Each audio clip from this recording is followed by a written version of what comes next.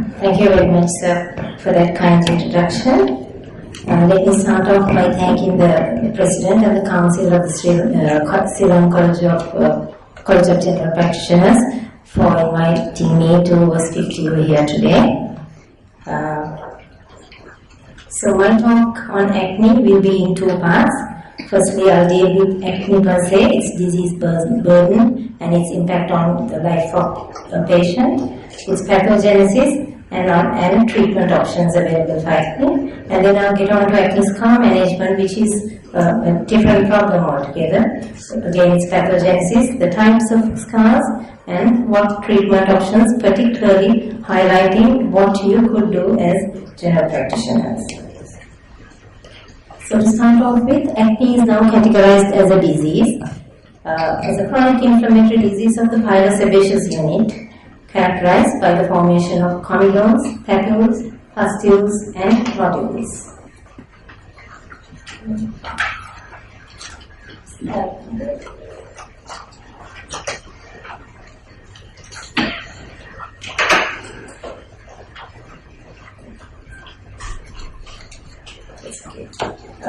So acne is a disease which usually starts in adolescence and or around the mid-20s.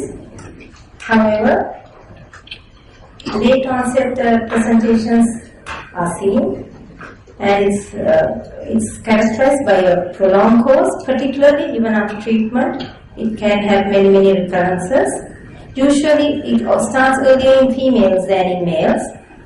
The onset is usually gradual, however, can be quite acute and quite explosive as well, sometimes triggered by certain factors.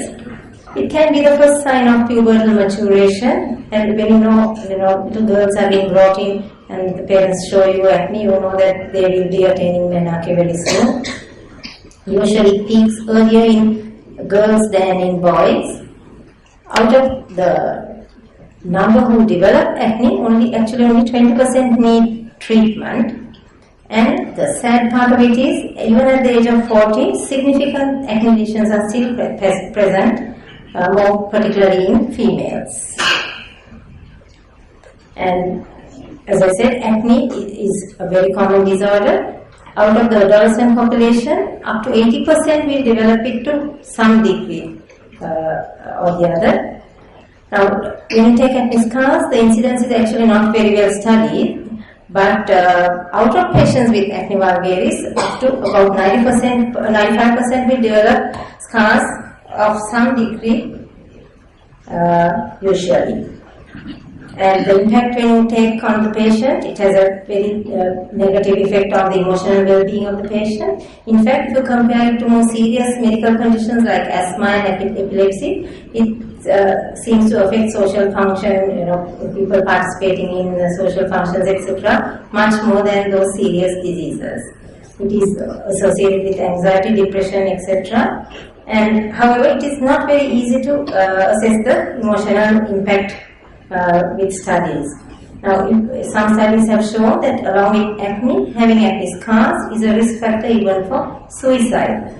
And it can be linked to a lot of negative effects, including depression, altered social interactions, embarrassment, anger about why they have, particularly teenagers can be very angry teenagers when they have acne. This can lead to lower academic performance and even unemployment among young people. So these are people in the prime of their lives who are affected by this. And as I said, just like acne, the appearance of acne scars can often even worsen with normal aging or photo damage rather than improving with time, as one might think. Just a little bit about pathogenesis. It is a disorder of the pilosebaceous unit, the hair follicle, and its associated sebaceous gland.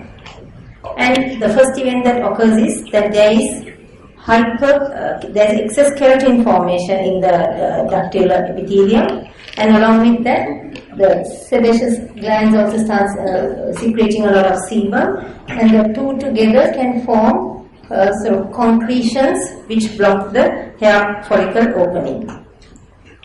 Along with that, with puberty generally, there is increased sebum secretion from the sebaceous gland, There's hyperplasia of the gland, although the number remains the same, and this is under the influence of circulating sex hormones.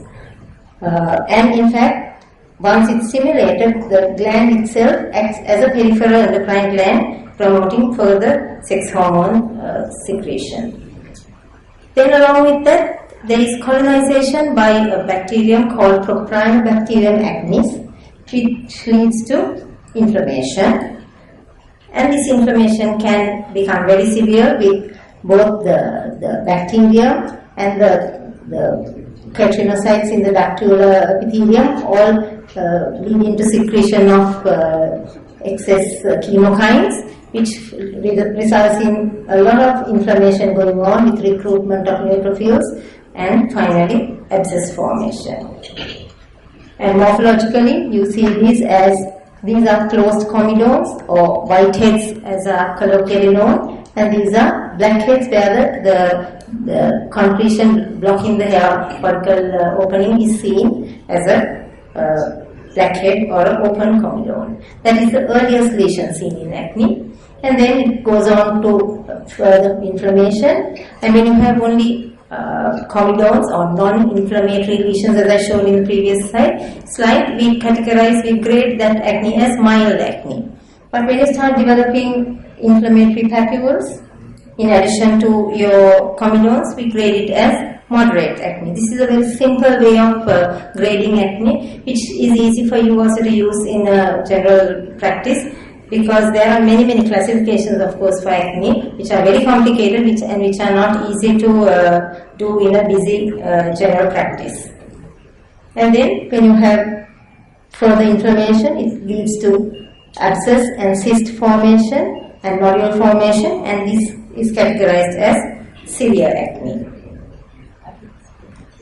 Now, it is important to realize that other than your normal pubertal acne, there can be other causes of acne, such as drugs, particularly steroids, people on anti-TB drugs due to iron age, people on antidepressants due to lithium, androgens.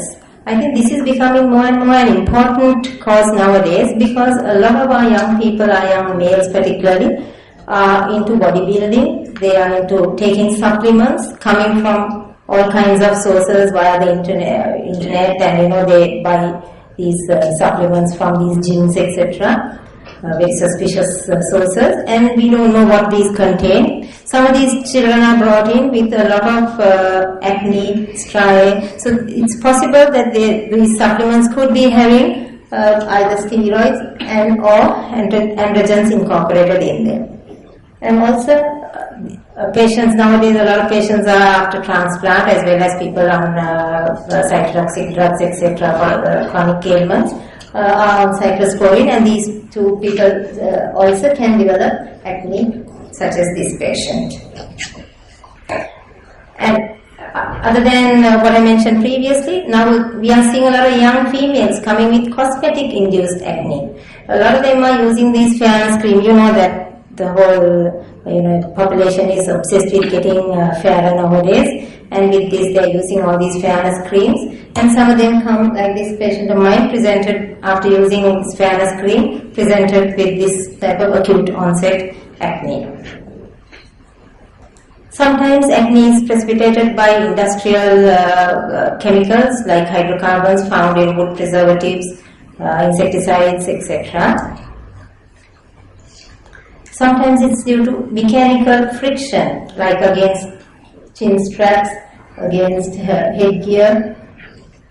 When you see acne in unusual locations, you need to be aware of these possibilities. Unless you address the issue, you may not really be able to treat it successfully. Then, of course, little babies, neonates can have acne due to maternal hormones, which of course settles down very quickly within a couple of months. Sometimes acne can be very severe, and they can come with fever and constitutional symptoms with this kind of acne. We call it acne fulminans, and unlike other types, this is one of the instances where acne actually needs to be treated even with oral steroids. And some of these patients tend to be very conscious of their acne, and they tend to keep handling their faces, they keep excoriating their faces, and sometimes you see this kind of excoriation. And particularly in our patients, you can have a lot of post-inflammatory hyperpigmentation after excoriations. So again, you need to be aware of this, because you need to educate the patient as to why they are getting this type of acne and what they should do about it, not to handle their faces. Other than acne, of course, some conditions can mimic acne. This is a patient with rosacea. You will notice they also have acneiform lesions. However, in addition, there is a background erythema, and if you question the patient, they might tell you that there is intermittent flushing, particularly precipitated by events such as sun exposure, emotional stress, etc. And some patients come with a condition called perioral dermatitis, where they have been using steroid applications on their faces, and they can present with acneiform papules. Now, there are some factors which can actually lead to flaring of acne. We are all aware of premenstrual flares seen in majority of females, usually just before their menstruation. Sweating can lead to deterioration of acne, or even can precipitate acne, and that is thought to be due to hydration of the ducts. Ultraviolet radiation in some people seem to actually improve acne, but on the other hand, in some patients can even worsen acne. Regarding diet, it's still very controversial. There are some studies which support food with high glycemic index, particularly food items like chocolate, which seem to aggravate acne. Contrary to the popular belief, oily foods are not particularly shown in studies to aggravate acne. However, if you question your patient, they will always come up with a list of drugs that aggravate their acne. So it's always better to say, okay, if you think it's aggravating your acne, keep away.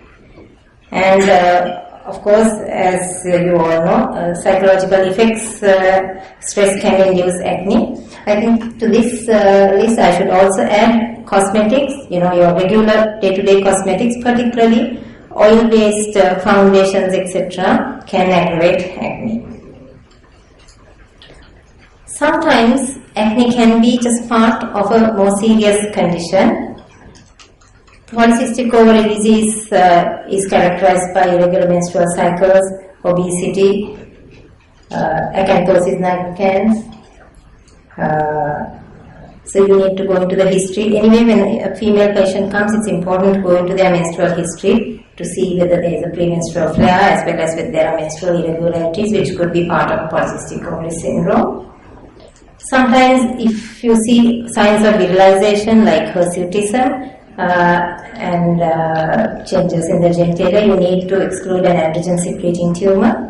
And of course, if you have acne with Cushingite features, you need to think of Cushing's as well, which is of course very, very rare.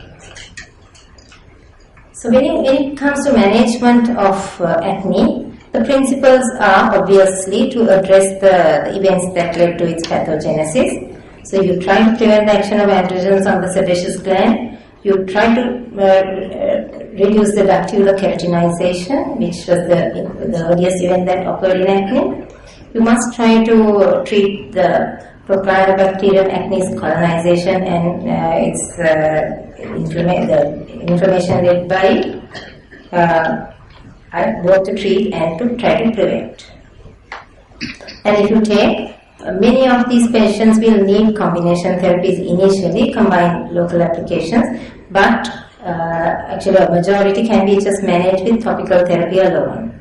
If they have severe forms, if the grading is severe, they obviously will need systemic therapy.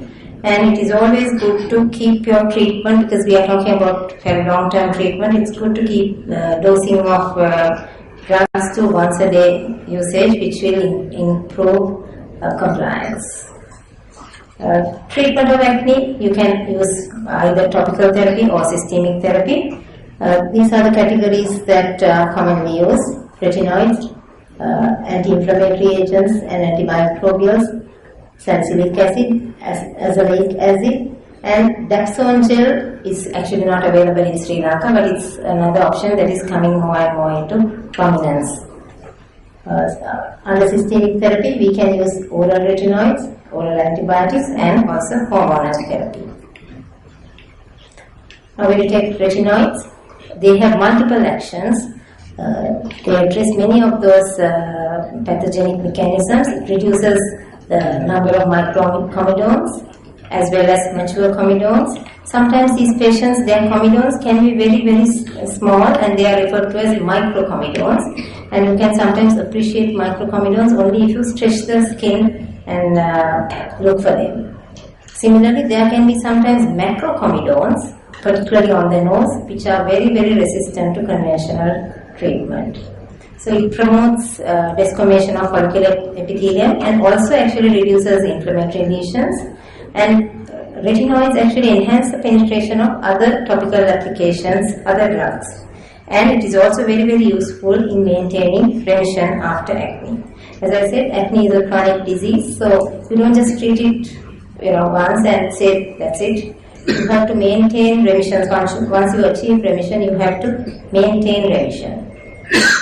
Topical retinoids are the first line therapy in acne, and early usage produces best results because you can prevent scar formation. When you are applying a retinoid cream, you have to apply to the entire area because it has multiple actions. You are also trying to prevent new acne formation, new comedone formation. So you need to apply it to the entire area. It must always be used at night because it can cause photo sensitization. So if you use a retinoid in the morning and go in the sun, you can have a very severe reaction. In fact, when you start using retinoids anyway, you can get what is called a retinoid dermatitis. Initially, there can be some aggravation of the acne and some irritation, redness coming up, but usually these settle down with time.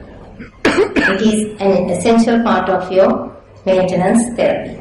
And the preparations available in our country are tretinoin, isotretinoin, and adapalene. Out of these, isotretinoin is a better generation cream compared to tretinoin.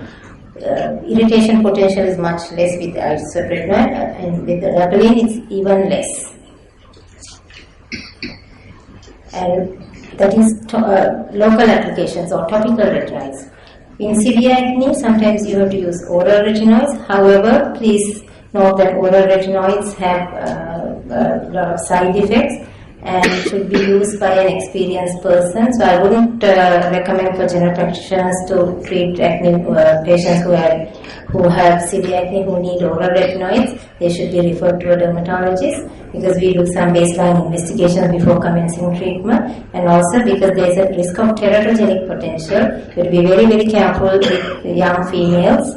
In fact, you have to get them to sign that they will not get pregnant, and make sure if they are married that they are using some method of contraception before you start on oral retinoids. Oral retinoids are given doses calculated according to body weight. It's very, very expensive. We have only the original brand in Sri Lanka, and it's prohibitively expensive. Although it's a very good drug, often we are unable to use it because of the cost problem. When you take antimicrobials or anti-inflammatory agents, one of the best preparations are benzyl peroxide preparations. They have again multiple actions. They have anti-inflammatory actions, antibacterial, and more than anything, they prevent emergence of resistance to propionibacterium acnes. So actually, when patients develop more than comedonal acne, when they start developing inflammatory acne, this is a good application to add on to your retinoids. And you can also use topical antibiotics. We try as much as possible to use topicals over systemic if possible. And preparations like clindamycin, erythromycin, and metronidazole gel, all these can be used. Systemic drugs wise, there are a number of drugs that I use. The favorite is of course doxycycline. However, doxycycline, you have to remember that it can have side effects like can give you gastritis, It can lead to benign intracranial hypertension. So you have to use it with some caution, and it can lead to hyperpigmentation of dark skin people. So you have to always be aware of these when you are using these drugs. Erythromycin is not a drug I like to use because of the severe gastric irritation that a lot of people develop. Azithromycin is now a good option, but sometimes there is propionibacterial resistance and it may not be very effective. Cotrimoxazole again can be used on a long-term basis, and now we have minocycline available in Sri Lanka, which too can be used, but again it has similar side effects to doxycycline and can give hyperpigmentation as well. The problem about using antibiotics, both local as well as oral, is that with time we develop propionibacterial resistance, and sometimes when there is resistance, there can be invasion by other organisms and which are very resistant and can lead to a condition called gram-negative folliculitis, which can be very, very resistant to treatment. Now, if you take hormonal therapy, this is an ideal option for people with moderate to severe acne, for females who have moderate to severe acne, and particularly those who have polycystic ovary disease.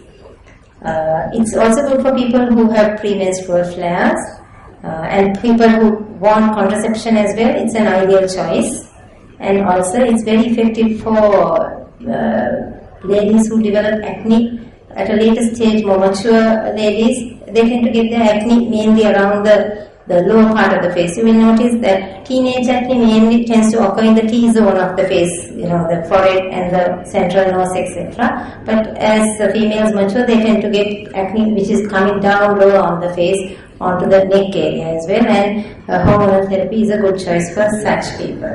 You can either use the combined oral contraceptive with cycloterone, which is a progesterone with anti-androgenic properties, or drosperinone, or even spironolactone. And the OCP is used just like how you would use the contraceptive, as a contraceptive, whereas spironolactone will be used on a daily basis. Then sometimes it's good to use local applications which have multiple chemicals incorporated. In our country, we have only retinoids with antibiotics. We have alkaline with clindamycin and isotretinoin with erythromycin. These preparations are available, but we do not have in our country topical retinoids and benzoyl peroxide, which are very popular in other countries, in the Western countries.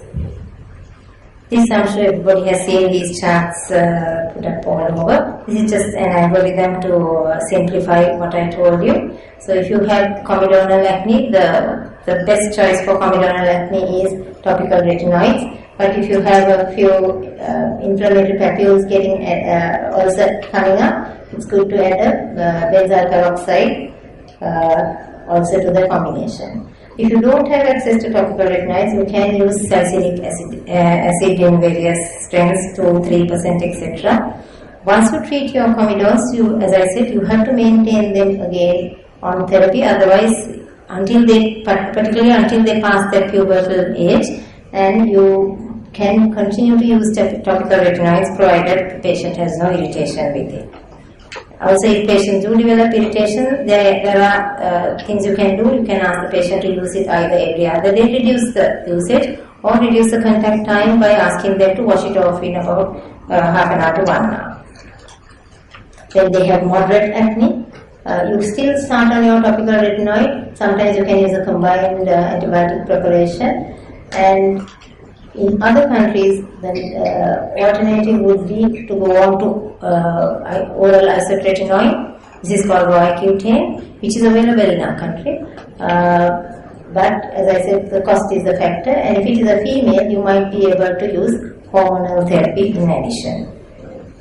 If it is severe acne, I don't think a general practitioner should try to treat this. I think they are best treated by dermatologists. They should be referred to a dermatologist. Sometimes we even start on oral isotretinoin as a first-line therapy.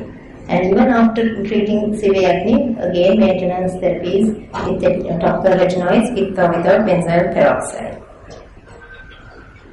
So that is about acne, and the second part of my talk will be on acne scars. So what is an acne scar? It is just an alteration of the skin in terms of color, texture, or both these. So if it is just a color change, the one we are mostly worried about on our skin is the brown colored patches, like that. When you talk of texture, the texture can be either elevated or depressed. The commonest textural changes that you get as scars are the depressed or the atrophic scars. And these are, I don't know how clear it is on this picture. That is what we refer to as ice pick scar. That is more roll scar, and this is a box scar. I'll just show you in a diagrammatic form what I'm talking about. If you have a very sharp, as if you have been some days used an ice pick on your skin, punctured with an ice pick, you get these sharp type of scars. These are the most resistant to treatment. Ones that are more sort of punched out are called box scars, and the ones that are which have more gently sloping edges are called rolling scars. These are patients who have mostly post-inflammatory hyperpigmentation. So these are pigmentary scars, macular hyperpigmentation, and often, as I told you previously, this can be due to self-excoriation of acne. These are obviously hypertrophic or ankyloidal scars, and keloid scars are of course treated along the same lines as all keloids are treated. You can use intralesional steroid injection, and I believe even such patients should be referred to a dermatologist for further management. Now, if you take the scar treatment options for macular scars and atrophic scars, we categorize the options available into, if you look at it in a very simplistic kind of way, the first method is, now we are talking about atrophic scars that are going into the skin. One of the obvious things you can do is you try to resurface by shaving off the top layer of the skin, which will end up with a shallower scar. And the methods we use for these procedures are chemical peels, dermabrasion, and laser resurfacing. Then another way to deal with the scar is to push it up from below. And for this we use a method called subcision. I'll tell you a little more about it later. We can use fillers to be injected directly under these scars, or sometimes this should read as elevation, punch elevation.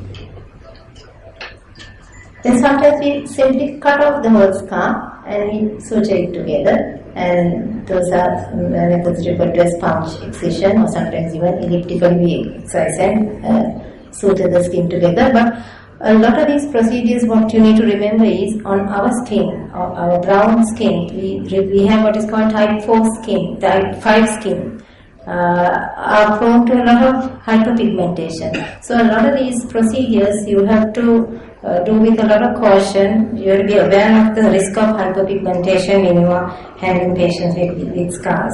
There are a lot of other miscellaneous procedures also which can be done for acne scars. So just to tell you a little bit about these treatment options, chemical peeling is an excellent treatment option for acne scars. What we do is we apply chemicals. The common ones we use are trichloroacetic acid, glycolic acid, and salicylic acid. We do not have these other options available to us. You apply a chemical like how we do here, and you burn basically the top layer of the skin, and there is regrowth of the epidermis and dermis with tighter collagen and a better texture of the skin.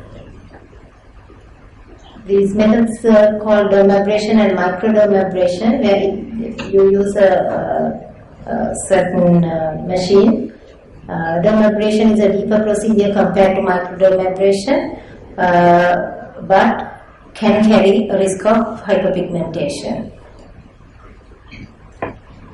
Laser is also a good option, but you have to have the proper laser to do it, and we do not really have very many choices in lasers in our country, but abroad they are using all types of lasers. Again, you have to do with caution because there can be a risk of hyperpigmentation following the procedure, so it has to be done very carefully, in a carefully controlled manner. Excisional procedures, I already spoke to you about it. There are different ways of excising. Sometimes we simply punch out the scar and lift it up and let it just stay there, and with the bleeding underneath, there is tightening of the collagen underneath. When there are very deep scars, you can use fillers, but fillers are again very, very expensive. We do have Resilane in Sri Lanka, which is a hyaluronic acid, but the cost is the biggest problem, and also it's very tedious to inject underneath each scar. This is an option we use very frequently now. We do this even in our government hospital clinics. This is a procedure called subcision, where we insert a needle under the scar and we break the tissues which are holding the scar down and allow it to bleed. And with bleeding, there is a recruitment of new fibroblasts which secrete new collagen, and there is improvement of the scar. There is this procedure called needling, where you use a gadget called the derma roller, which it's a bit of a bloody procedure because you roll it in all directions on your face. You cause micro punctures on the skin, and that again with bleeding underneath can lead to new collagen formation. So if you actually take all these procedures, for a dermatologist, some of the cheaper options which can be incorporated to address all those troublesome scars are chemical peeling, subcision, and excisional procedures, which do not require a lot of investment in terms of machinery, etc. So, in my clinic, we do this dual combination therapy for our patients. We do chemical peeling and subcisions. They are quite suitable for dark skins also, provided you do the procedures with care, and when necessary, we add in punch excision. And this is some of my data at Colombo North Teaching Hospital, where we have done many such procedures.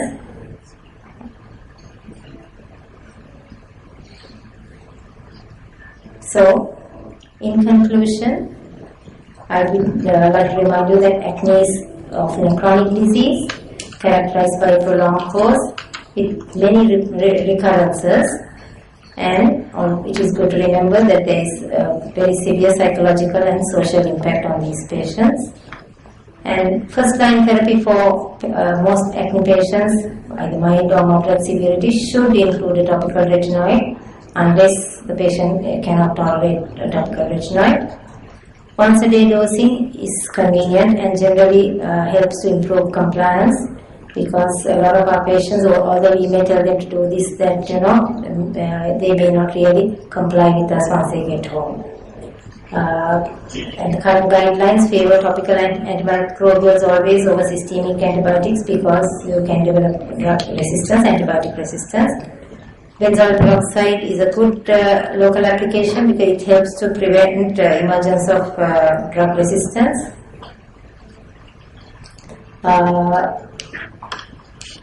Oral isotretinoin is a mainstay of treatment for severe acne and should be referred to a dermatologist for management. Hormonal therapy is a good choice for women. Again, you have to counsel the patient and do it properly. Evaluate the patient before you start on it. And it is very important to remember the that the extent and type of scarring are associated with both severity of your acne and how long you have had acne prior to initiation of therapy, and that is the importance of starting treatment for acne to prevent scars. So acne treatment, when you see scars developing even in these teenagers, it is important to realize that it is time to step in and treat it well to prevent scarring.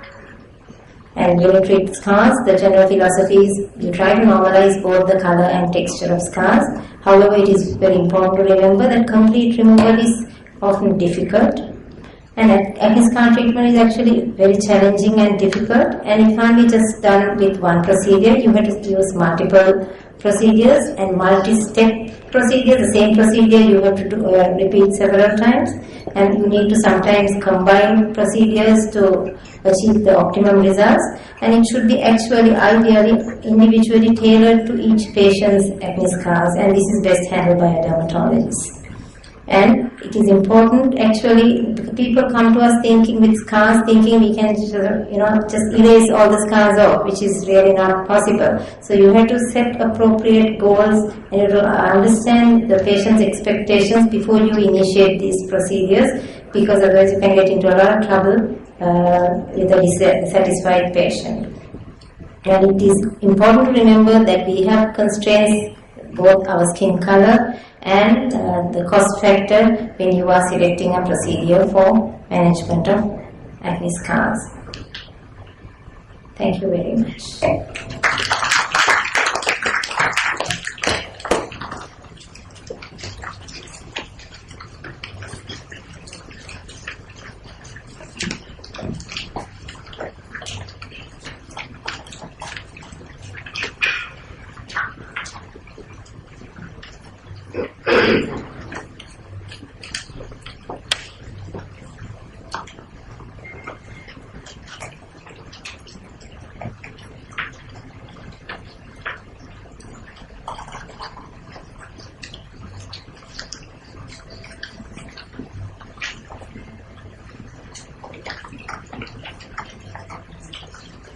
Questions or comments?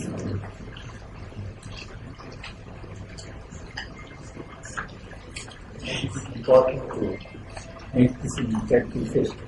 So it's important to have your comment. Questions. Yes, please. Yes. You want to combine local plants with inside peroxidase? How do you do that? Like, you can. I would like to request all of you to speak into the mics because the recording is going on. So please ask for the mic and then please speak.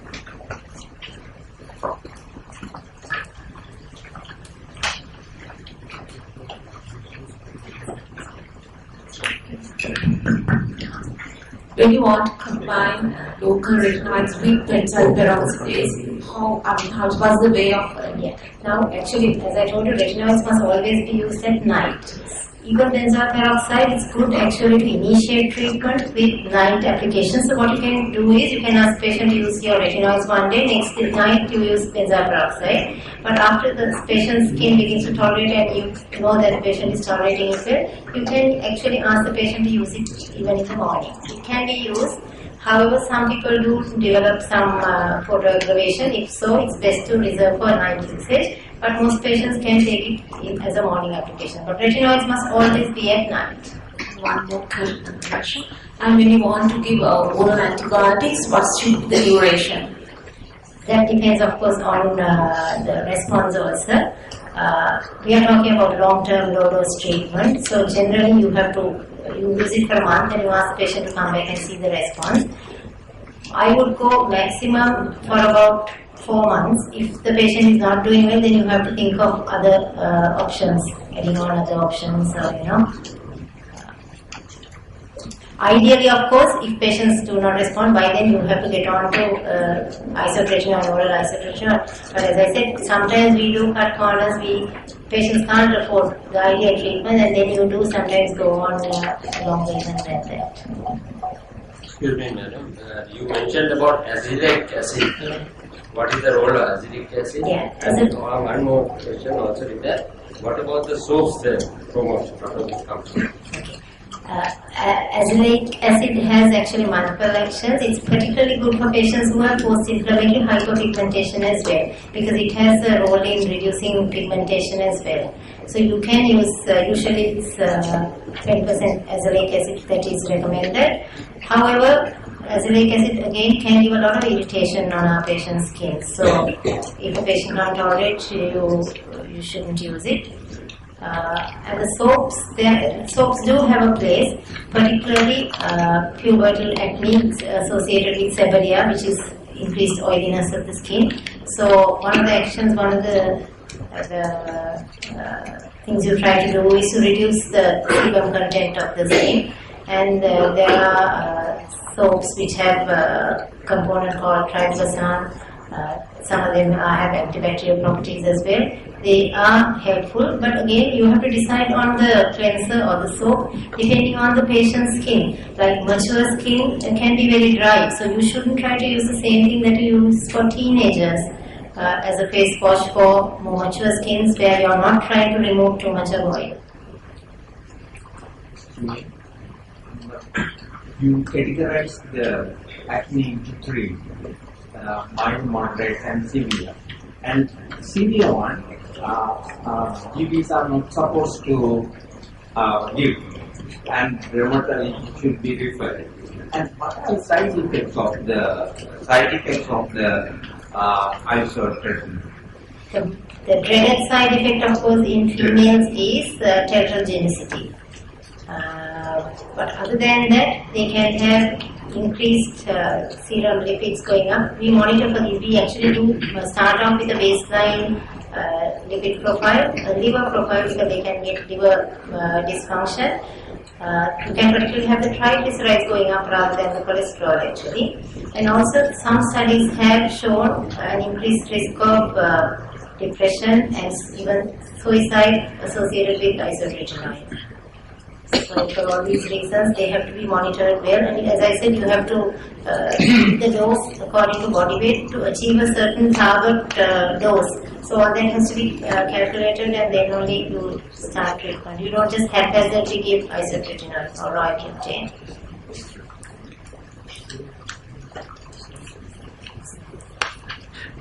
As we do not have questions, I would like to call upon our chief guest, Dr. Leonardo Porter, to hand over the memento to Dr. Chalukya Gunesekara as Doctor of Appreciation from the college.